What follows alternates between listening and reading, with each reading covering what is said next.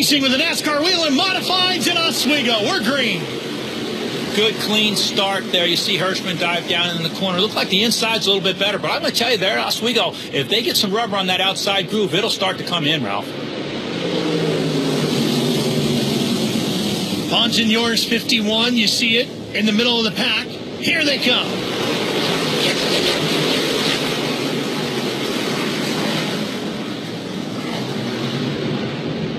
Solomito right on, putting the pressure on Hirschman. Trying to get to the inside. Solomito in the 16. Priest right behind him in third, and Kobe still holding to the inside, fighting over fourth in his black number 2. Yeah, and Priest about a half a lane lower than those guys, right down on that inside wall. That's telling me his car's pretty good to be able to hold it down that low and still close on those guys.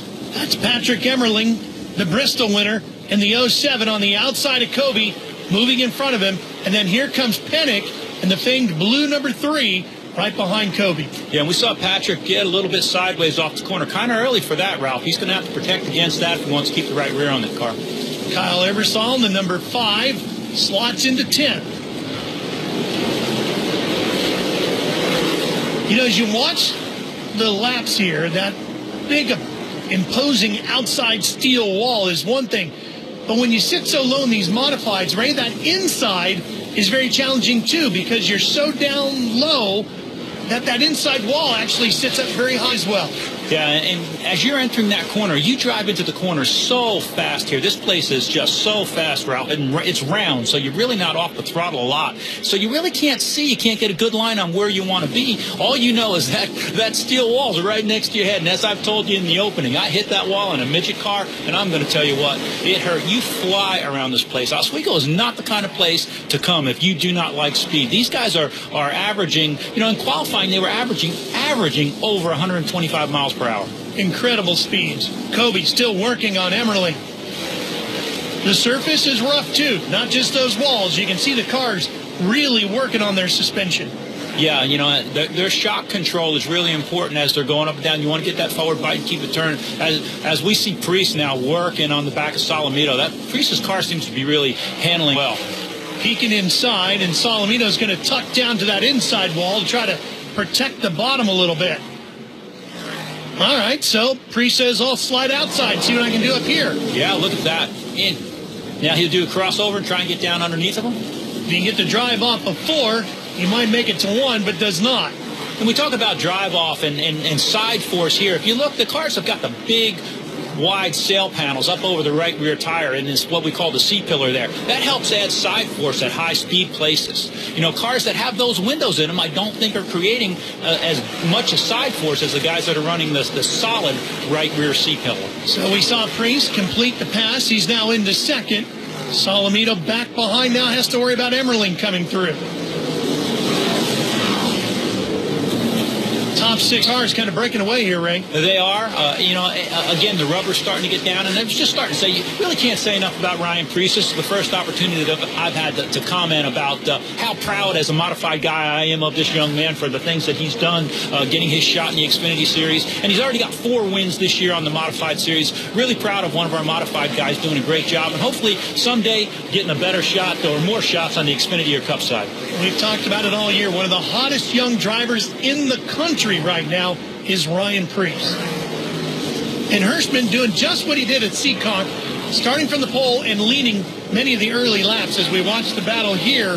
That is the 51 of Bonsignore trying to get around the 46 of Craig Lutz in that red machine. Yeah, and Dave Sapienza, there's a name that we've talked about, the guy that's been doing a great job being solid in top 5s, top 10s. Sapienza's in the 36. Comes into the race with 3 top 5s, 5 top 10s to his credit. Bonsignore just not been able to crack victory lane. Just hasn't had that sharpness that he had last year when he challenged for the championship.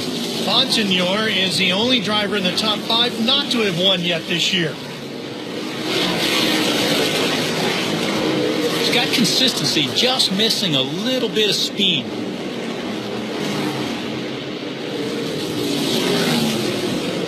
Kyle Eversole up there in the 5. Again, Kyle does a great job working down here in the south, and actually is a NASCAR engineer, helps design, unfortunately for some of our guys, the rules. He works on those rules that some people get disqualified for here and there. Emmerling and Kobe, still a good fight over fourth. Pennick trying to hang on to the tail of those two. About 18 laps on those tires now, Ralph. There's plenty of temperature in them. We'll start to see handling really take over now as those tires will start to get greasy. You can see the track starting to darken up in some areas. Those big wide tires have no problem putting rubber down at the speeds that these guys run.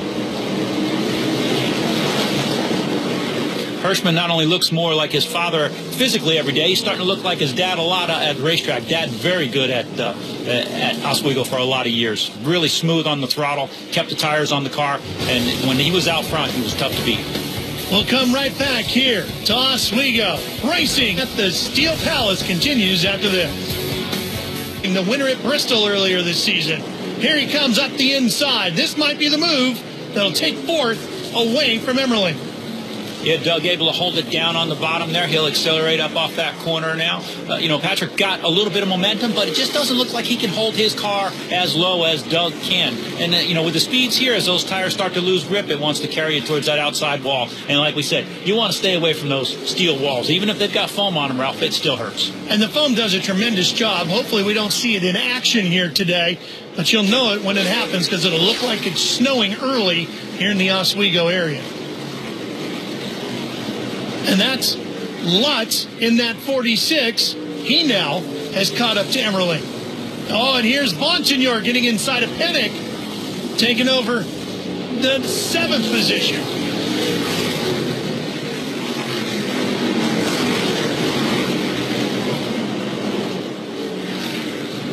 Bonsignor is starting to make his way up towards the back half of the top 5. And already the first third of this race in the books, Red. Yeah, it doesn't take them long to put laps down here. Let's learn more about how Patrick Emmerling's car is running. Let's go down to the pits. Here's Derek Perniciglio. Patrick Emmerling runs in the top 5 right now. He was fourth a few laps ago. He lost one spot. Talked to his crew chief, Jan Leedy, who has raced and won here at the Oswego Speedway in the past. He said the car is loose from the center off, but we're going to make some changes at the halfway break. A former full-time runner on the tour this year, Ray. He's just running part-time. Yeah, and he's been doing a great job. A big win at Bristol. Loose from the center off, not a good situation right now. He'll probably start to fade back because what that really means is, about the time he wants to go to throttle, he's got to point his wheels to the right. And as I said, when you got your wheels pointed to the right, it's not a good time to put the throttle down. So that's stopping him from making the lap times that he can make. We're watching a lot of guys slide around there. I'm noticing a little bit of a different setup with these cars from the last time I called a race with you, Ralph. They seem to be laid over on the right rear a little bit more. They've got the air dams high. Could be just the speed, but seen a lot of loose cars. I'm afraid if I was a modified guy, I'd be thinking about a bigger sway bar right now. I'll tell you what, Dave Sapienza in the 36 had been having a pretty good run here. He got hung up on the outside and just got freight trained. About 5 or 6 cars blew right by him. Things not going perfectly with the 36. You can see he's fallen from 9th in the last 2 laps. Yeah, and we're right about that mark right now where guys that have been hanging on like that are the radios like, how many more laps before we pit? When can I get some tires? He's going to need them. Meanwhile, Hirschman just clicking them off. This is exactly what he did at Seekonk. He started on the pole, dominated, and then lost it near the end of the night. So we'll see if he can put it all together here today, as Emmerling continues to get pressured from Lutz and now Bonsignor, who's brought his 51 up to this fight. And Ray, the late afternoon sun setting off the backside of turn 1. So as you can see, as those drivers come out of 4 and up the front straightaway, driving straight into the evening sun here. Yeah, not only are they driving into the sun, but the corners are different temperatures. So that when you're down in probably 3 and 4, you're like, oh, I'm tight. Oh, wait a minute, no, I'm loose. Then I'm 1 and 2. So it changes the setup of the car. You've got to make sure that you're going to give good feedback as you're about to pit, so your crew chief can make those proper adjustments. you got to have a good rhythm at this stage of the day because you're going to have a hard time seeing the entrance going into one. You're almost counting yourself down, aren't you? Yeah, you really are. And as we talked about, we saw they were still doing 18-second laps, and that's a 5/8 of a mile track. And as you want to be down to the inside, you're kind of blind entering that corner. So you've got to know where your spots are at, and your car's got to respond exactly like you want it to, because if you miss where you want to be by a foot or so, you could be 3 foot off by the time you exit the corner. Closing in on the halfway point here at Oswego Speedway.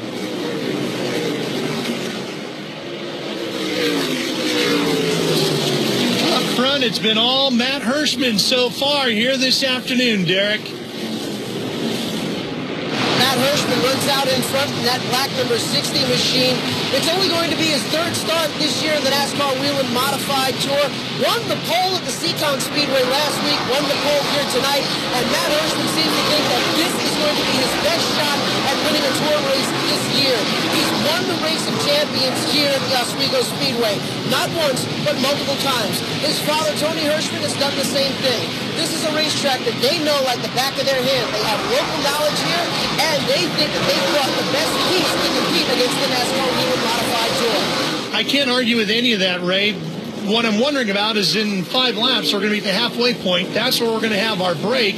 How do you make adjustments to the car? This is where Priest, Kobe, those guys really tend to come on strong. That's right, and they have to make adjustments. They just can't say, well, we're leading them, we're good, everything's good. But, they're going to have to get faster because Ryan Priest hasn't given him a break all race long, and I believe he's got a little bit left in his car. And Doug Kobe, the champion that he is, really, those guys are going to adjust that thing to get him up front. And Kobe, he was a bridesmaid for a while all season, but looking for his 2nd straight win right now, so they'll be adjusting on those cars for sure. He's got a ton of momentum, and this is a time of year, like I said, the mistake I think the rest of the field made was they allowed Kobe back into the fight by giving him that win a week ago. That has really fired up that 2 team, and I think they're going to be a real tough guy to deal with through the end of this season.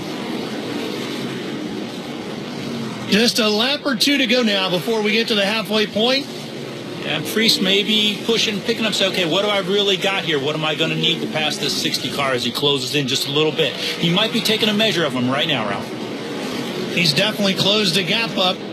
That car looks good down on the bottom. It's turning, getting good entry, and as I said, he's still closing it in. Coming off of 4. Both cars look pretty solid. Don't take anything away from Hirschman's ride either, right? That 60 looks good. Well, we're about to find out what they're going to do. Here's Kobe back here. Gary Putnam. Gary not running in 4th. He's a lap down at this point. But Kobe, he's solidly there in 4th.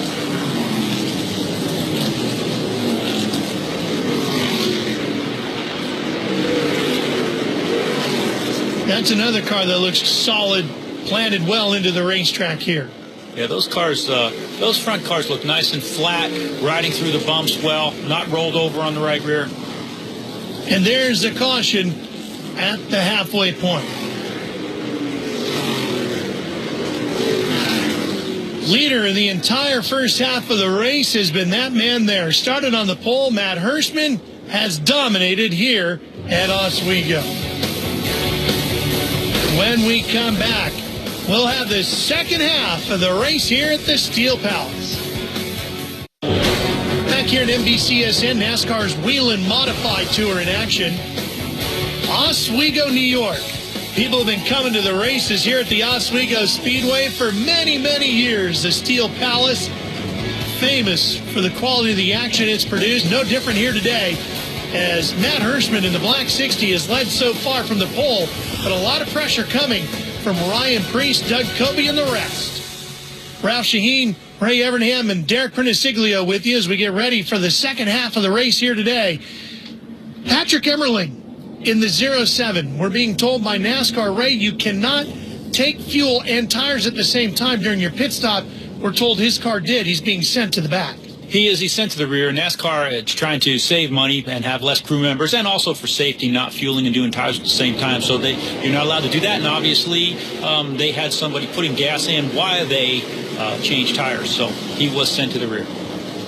Green flag is out. Let's see how the adjustments work for the top cars as Hirschman goes back to the lead. But look at Solomito on the inside. There's a guy we talked a lot about last year. He's got a lot of wins this year. Young kid doing a great job. I love these young lions in NASCAR. He was the guy to beat for the majority of the season. And then all of a sudden, the points started slipping away from him.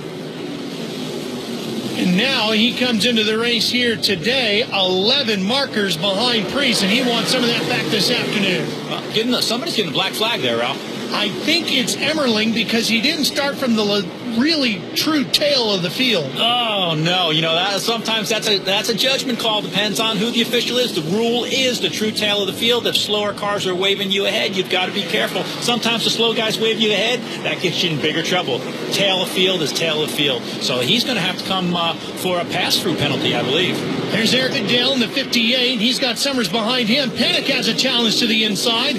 It's the 89 machine. That's one of those young up-and-coming drivers, Matt Swanson.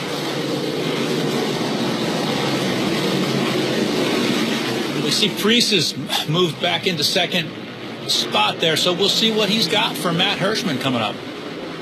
But look at Solomito. Timmy's dad had a big birthday there a couple weeks ago. It was good to see him. As I said, Jerry, one of the guys I competed against. And there's Patrick Emmerling headed to the pits for that penalty that we were talking about. What a shame. Yeah, because that's going to put him a lap or two down now. That's going to be tough to make up here, especially without caution laps. This race has been pretty caution-free. So the Bristol winner is not going to have a shot at another victory here tonight as we watch these three continue to battle. And boy, has Priest turned up the heat. Yeah, he sure has. He is on his bumper right now.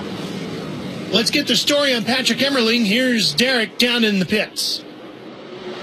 Patrick Emmerling was running in the top 5 of this race. Falls out early. Can you tell us what happened?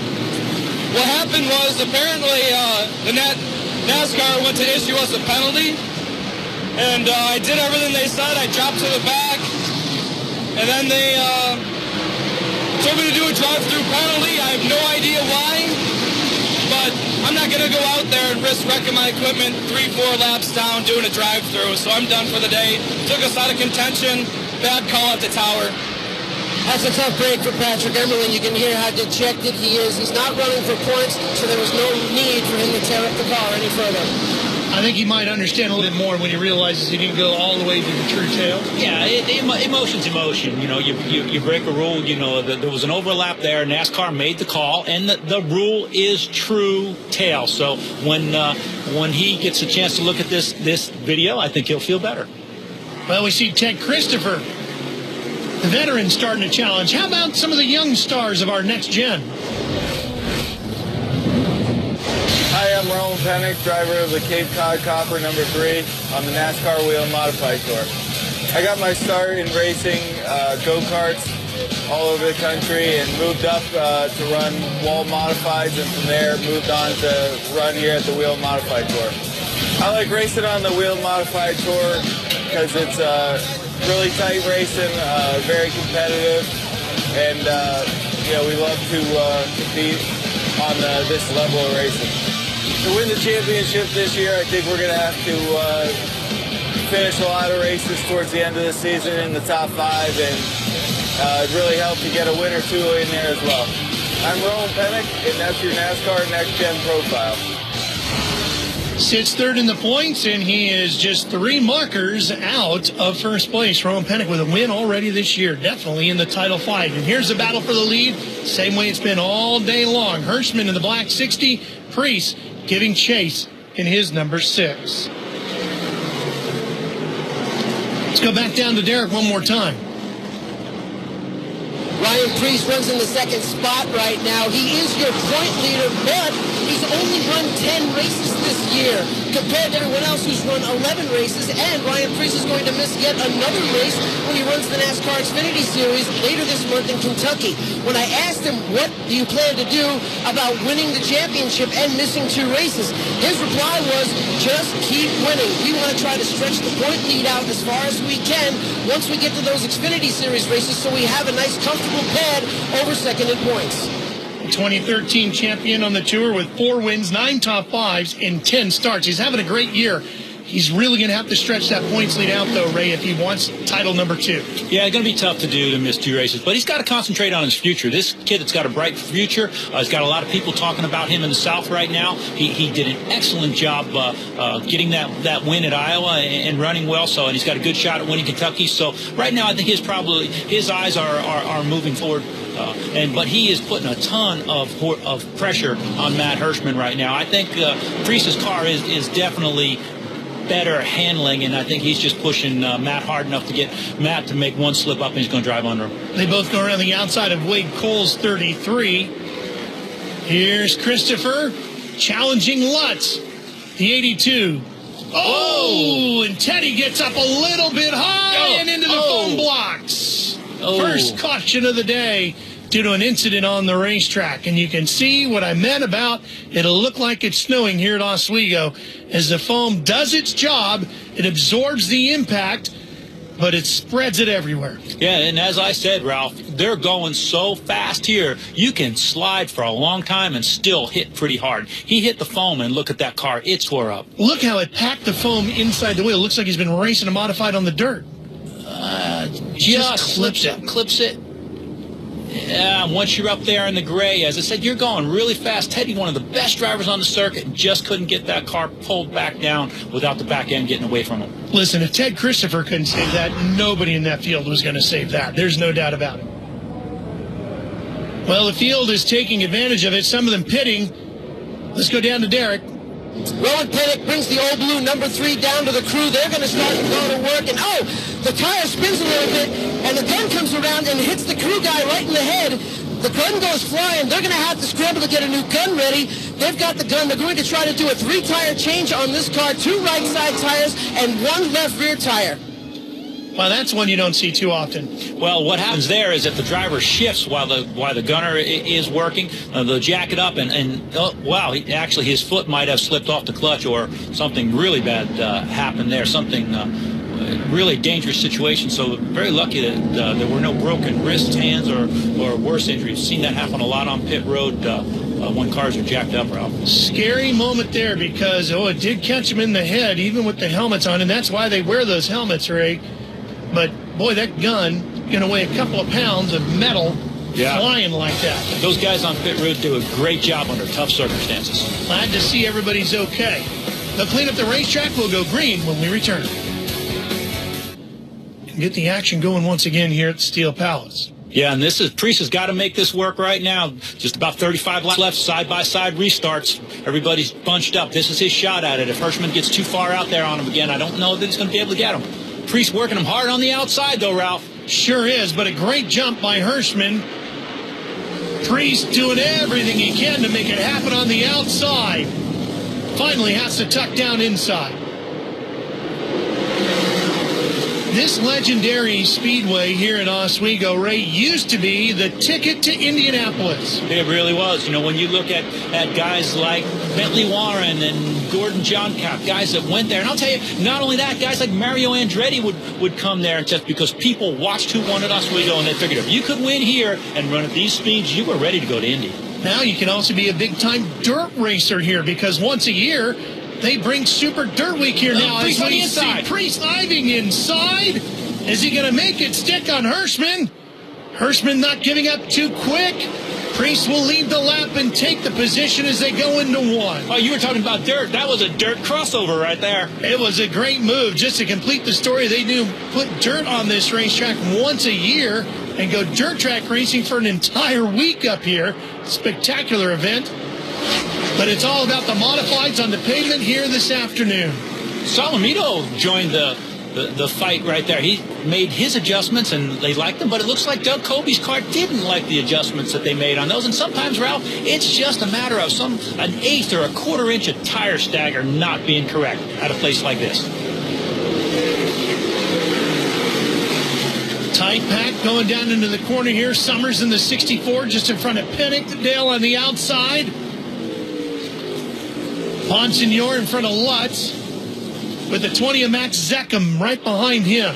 One mistake by any of those guys, it's going to be snowing again. Yeah, you could take out a whole bunch of cars here with one bad move.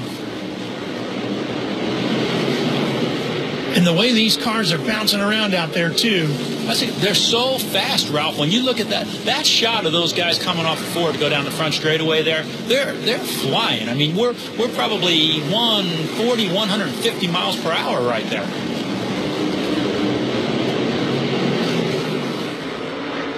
You have a lot of confidence in your own skills, your equipment, and the guy around you.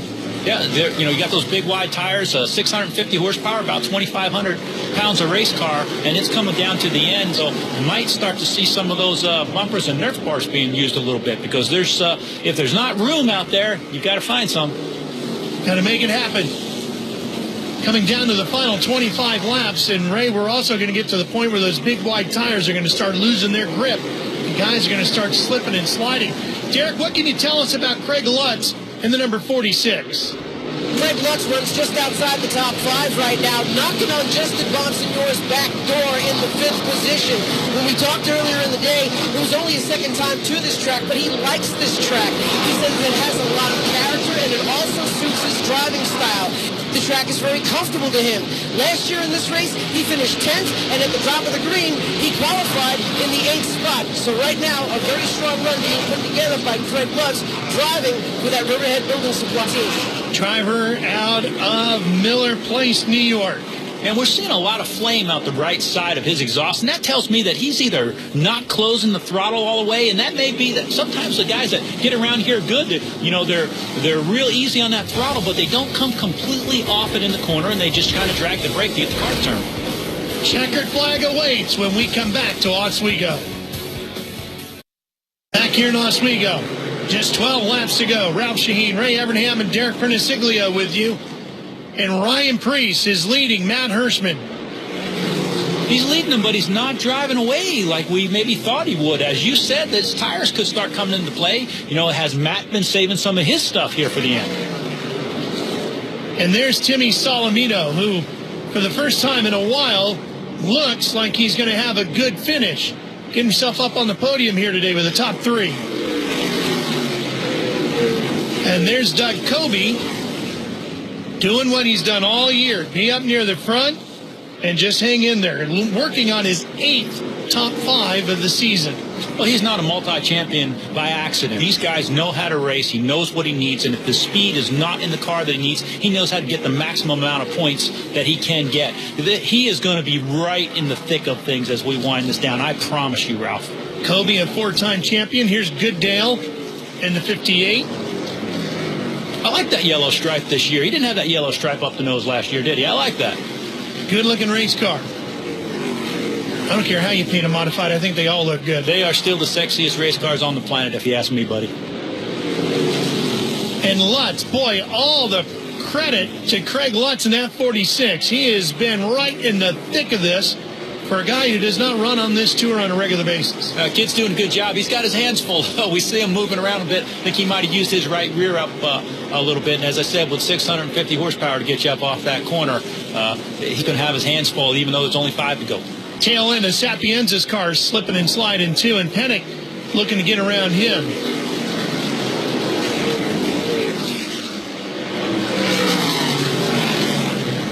Oh, there's Sapienza dancing around on the backside as well again. Yeah, and as I say that, Lutz is actually closing on Bonsignore, though. A little loose right there. Look at that, slide off of 4. Little what they say now, we used to call it steering to the right. Now they call it back steering. I did some back steering. I call it exciting one way or the other. It's fun to watch, and I bet it feels pretty cool from the inside of the race car, too. These things are the most incredible cars to drive, Ralph. Everybody that's ever driven them just loves them. Watching the battle for 6, Bonsignore and Lutz. And ready to pounce if anything changes with the two of them is the 20 machine. Zackham right there.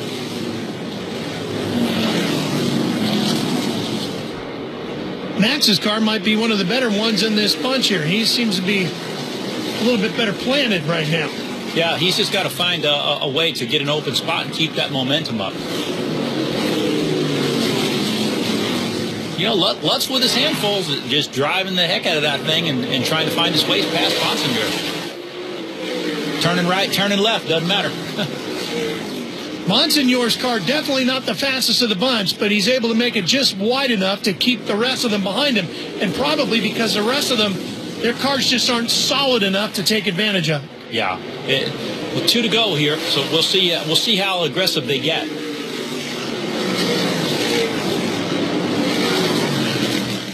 Final lap underway here at Oswego.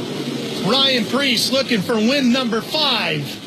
Here he comes, taking control of the race in the second half, and Ryan Preece gets victory number 5 of the 2017 season and extends his points lead as Matt Hersham will finish second here today. And Timmy Solomito will gain a little momentum as he gets a top 3 here this afternoon. And to the line, Monsignor holds off the hard-charging pack behind him. Well, I'll tell you what. That Priest, amazing job, and love that car. I feel like I just watched Maynard Troyer win at Oswego.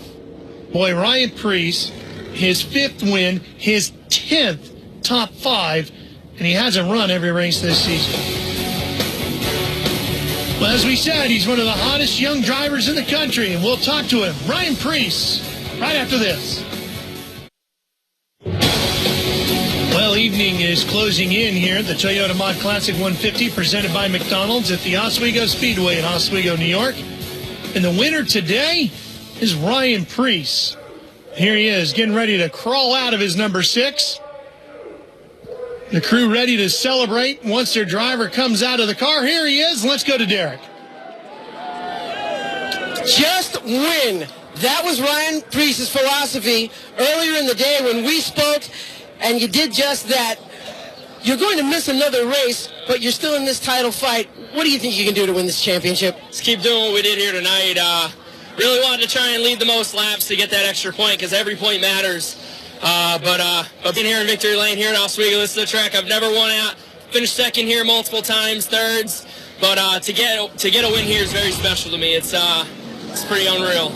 How hard was it working past Matt Hirschman? He has so much local knowledge here. He's so fast here, and it took you a while to get past. Well, I think Matt is like the modern day guy who's just winning, and no matter where we go. So to beat him, that's saying something. And and that last after the halfway break, I was kind of riding behind him, pushing him, trying to get him to go. And about 10 laps or so before that, or 5 laps before that caution, I noticed his car starting to wiggle, and I was like, all right, I think I can work him over here. So it was just patience. I had a really good race car, and just got to thank Eddie and Connie Partridge, everybody a part of this race team, for working hard today and to get us back in victory lane. That'll be 5 wins for Ryan Preece so far this year, and he'll increase his point lead tonight. He sure will. We'll give you an idea of how much here in just a minute. Remember, it was only 2 coming in. But that tribute car you were talking about looked pretty good. Yeah, that tribute to Maynard Troyer got him up front tonight. But, boy, there's some guys right on his tail all the way back. Top 5 have been the guys that have been tough all season, our winners.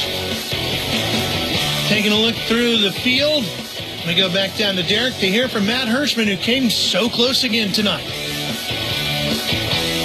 Well, Matt Hirschman is no stranger to the Oswego Speedway. Nice solid run for him. Comes home in the 2nd spot, but did the car start to fade? Yeah, we just missed it a little bit in the second half. Those tires didn't size up just as well as the first set. We had a real good car. I mean, we showed speed all night. Obviously, it was a 2-horse race with Ryan and myself. Nobody else had anything close to for us. But we had what we needed in the first half to keep him behind us, but he was a little better in the second half. And, he's definitely figured out the option tire and the late pitting. Not that it was a late pit, but after the pit stop, putting that option tire on, he seems to have really figured that out. And for us as a part-time team, it's only our 3rd race and final race of the year. We showed speed last week and this week, and we just got to figure it out a little bit better and build on it if we're going to do it again next year. But the last 2 weeks, the 2 best on this series were able to dial it in a little bit better than we did with the race adjustments, and then today with the change. But when you come to this series, those are the guys that got to beat. And, when you come race with me, I know I'm one of the guys they always look at, they got to beat. So we just a little bit off, but it's a good run, though. Better than last week, having to go to the back and then getting banged up. So we'll take it. We'll build on it. PD Motorsports, for the short time we've been together, and we came out last year at the end of the year. We don't have a lot of races under our belts, so we're building, and we're fast, and hopefully we get some more wins in our future. Well, with only a handful of races under his belt so far this year, Matt Hirschman comes home in second.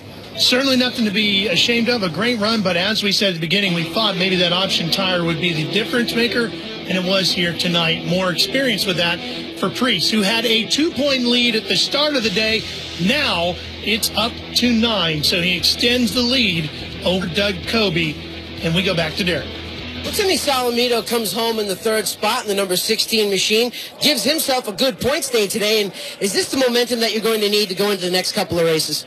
Yeah, certainly, after the last 2 weeks with a little bit of a struggle there. So just happy to come away in one piece, and, we'll go on to the next 4 races and really see what we can come up with. Just happy we had a strong run tonight, got some good points, and, we'll go on to Riverhead, my home track, and hopefully, be able to put in a solid run there. We finished second last year, so hopefully we'll improve that by 1, and we'll see where the points end up. So far, you've only run 2 races at this track, but you've already come away with 2 podium finishes, and you've also started in the top 3. What is it about this place you like? This place is just really cool. From the first day we got here, the inside wall, outside wall is a little bit different. You carry a lot of speed. It's pretty cool. Reminds me a lot of like Waterford Speed Bowl. You're kind of on the throttle and turning in the corner, really carrying some good speed. So it's just a cool track. I like this place. I like Thompson. Those are probably 2 of my favorites. So, we'll see what the end of the year brings, and, hopefully it'll be a good one.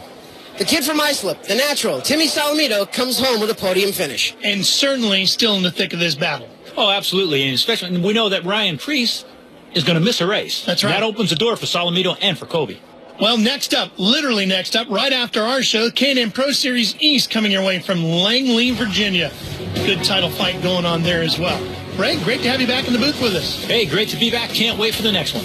We'll have it all for you as we chase to the championship here for the NASCAR Whelen Modified Tour.